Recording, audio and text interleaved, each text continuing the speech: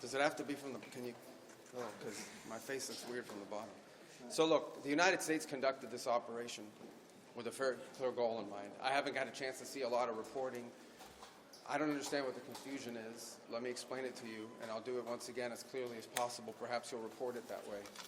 The United States is conducting an operation to eliminate the threat of Iran's short-range ballistic missiles and the threat posed by their Navy, particularly to naval assets. That is what it is focused on doing right now, and it's doing quite successfully. I'll leave it to the Pentagon and the Department of War to discuss the tactics behind that and the progress that's being made. That is the clear objective of this mission.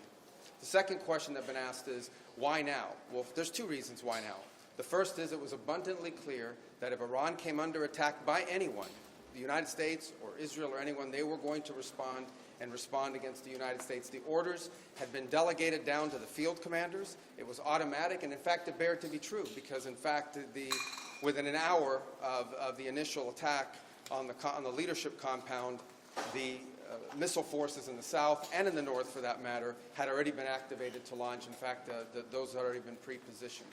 The third is the assessment that was made that if we stood and waited for that attack to come first before we hit them, we would suffer much higher casualties. And so the President made the very wise decision. We knew that there was going to be an Israeli action. We knew that that would precipitate an attack against American forces. And we knew that if we didn't preemptively go after them before they launched those attacks, we would suffer higher casualties and perhaps even higher those killed. And then we would all be here answering questions about why we knew that and didn't act.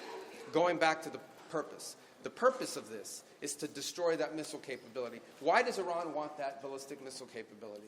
What they are trying to do and have been trying to do for a very long time is build a conventional weapons capability as a shield where they can hide behind. Meaning, there would come a point where they have so many conventional missiles, so many drones, and it can inflict so much damage that no one can do anything about their nuclear program.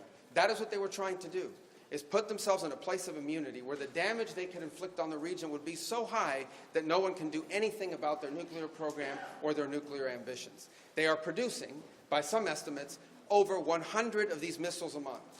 Compare that to the 6 or 7 interceptors that can be built a month. They can build 100 of these a month, not to mention the thousands of one-way attack drones that they also have.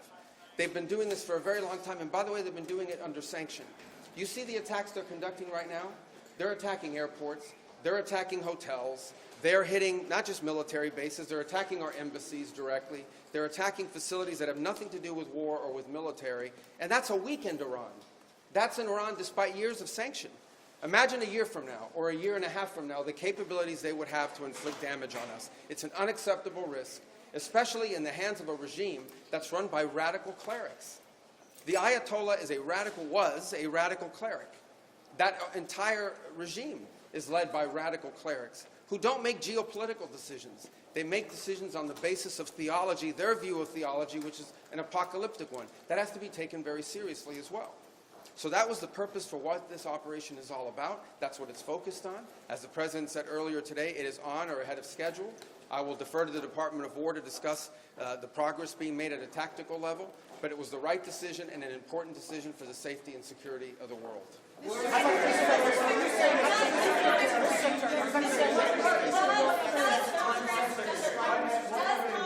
to weigh in? Does Congress have to weigh in? Is the President defending and does Congress have to weigh in?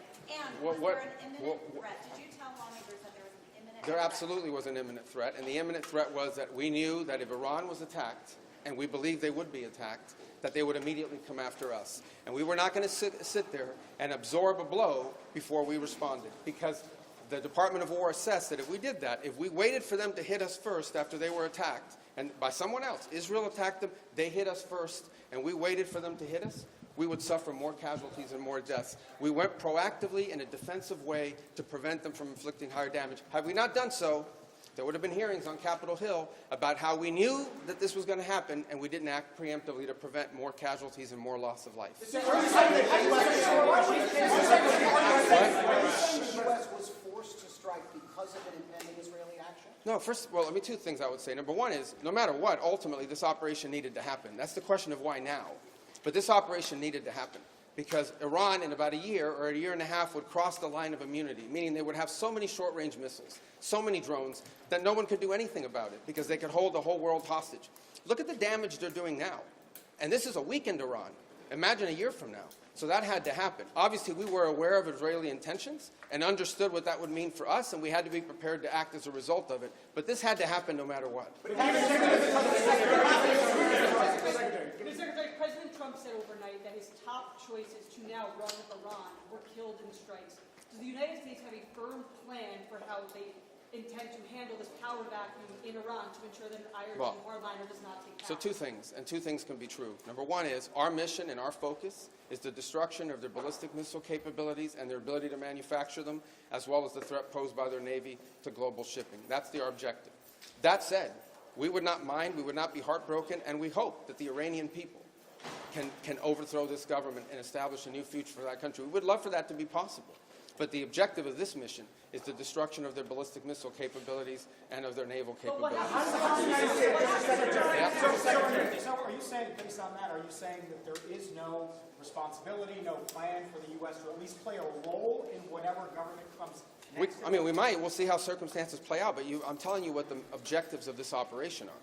The objectives of this operation are to destroy their ballistic missile capability and make sure they can't rebuild it, and make sure that they can't hide behind that to have a nuclear program. That's the objective of the mission. That said, abundantly clear, we would love for there to be an Iran that's not governed by radical Shia clerics. As I've said myself repeatedly for years, the leadership of that country does not reflect the people of Iran, and I think that's been pretty apparent in the protests that you've seen. If there's something we can do to help them down the road, we'd obviously be open to it, but that's not the objective. The objective of this mission is the destruction of their ballistic missile capabilities. Regime change has not gone well for the United States. The what now? Regime change has not gone well for the United States for many, many decades. How do you assure the American public that things will not get worse for the next regime that comes in there and replaces the Well, we would love to see this regime be replaced. And ultimately, as the president has said, How he do calls... you know that? No, but let me finish my answer. As the president has said, he would love for the people of Iran to use this as an opportunity to rise up and remove these leaders. They've been wanting to remove them from a long time. We've seen successive waves of protests, and we've seen them slaughter people. Okay? But the objective of this mission is to make sure they don't have these weapons that can threaten us and our allies in the region. That's why we're doing what we're doing now. And while we would love to see a new regime, the bottom line is no matter who governs that country a year from now, they're not going to have these ballistic missiles and they're not going to have these drones to threaten us. That's the objective of this mission, is to deny them the ability to use ballistic missiles to threaten their neighbors, to threaten our bases, to threaten our presence in the region, and ultimately as a shield behind which they can do whatever they want with their nuclear weapons ambition. We were not going to let them hide behind that, and that's why this was such a critical mission to undertake now while they were at their weakest point, and not a year from now where they could inflict even more damage and perhaps already be behind that point of immunity. Go right here behind. Go ahead, you and then you. Yes. Your critics in Congress have said that they should have a role, they should be able to weigh in here, and there are going to be war powers resolutions votes in Congress later this week. Why not notify Congress ahead of this, and does Congress have Well, we a role did. now to We play? notified Congress. I mean, we notified the Gang of Eight. We notified congressional leadership.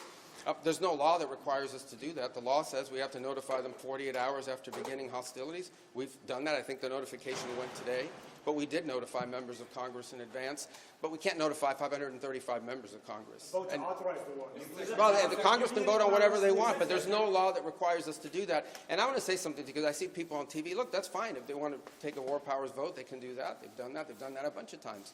But people keep saying that there's no law that requires the president to have done anything with regards to this. To begin with, no presidential administration has ever accepted the War Powers Act as constitutional. Not Republican presidents, not Democratic presidents. That said, we have followed the notification at 48 hours. We're here today. I've done more Gang of Eight briefings than I got in the 4 years that Biden was president and I was a member of the Gang of Eight. All of that said, we've complied with the law 100%.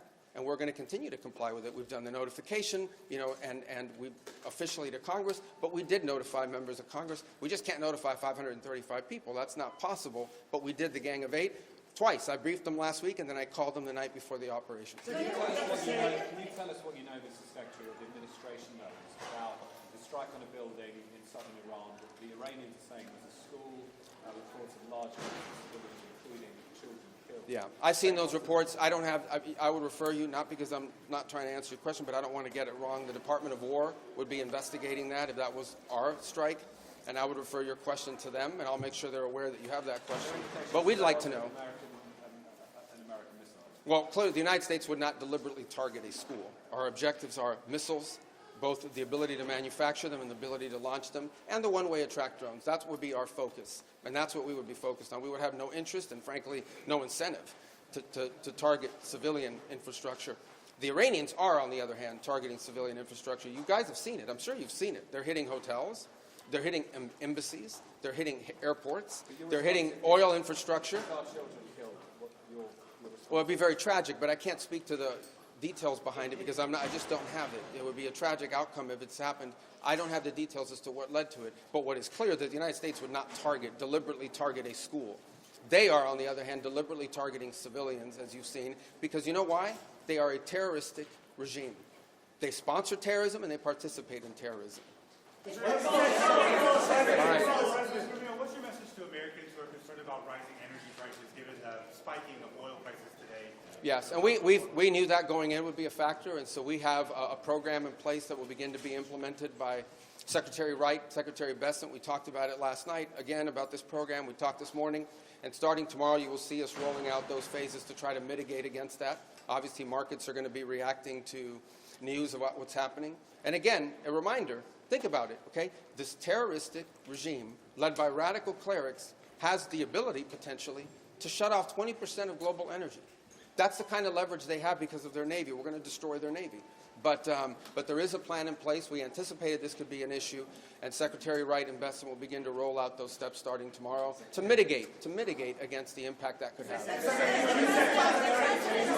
got to do this briefing, so I got a couple more. Yeah.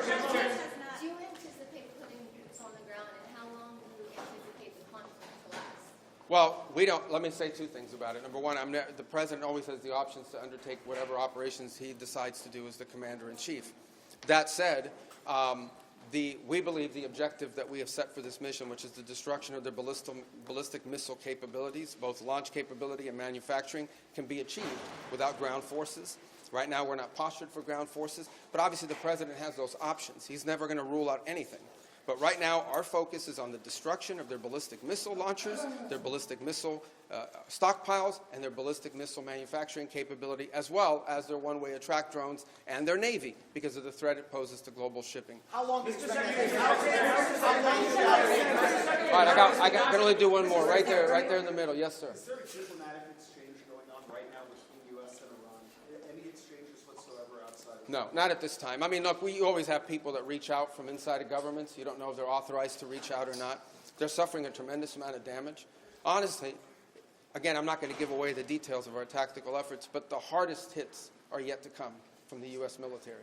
The next phase will be even more punishing on Iran than it is right now. Someone was screaming, how long will it take? I don't know how long it'll take. We have objectives. We will do this as long as it takes to achieve those objectives, and we will achieve those objectives. The world will be a safer place when we're done with this operation. All right? Thank you, guys.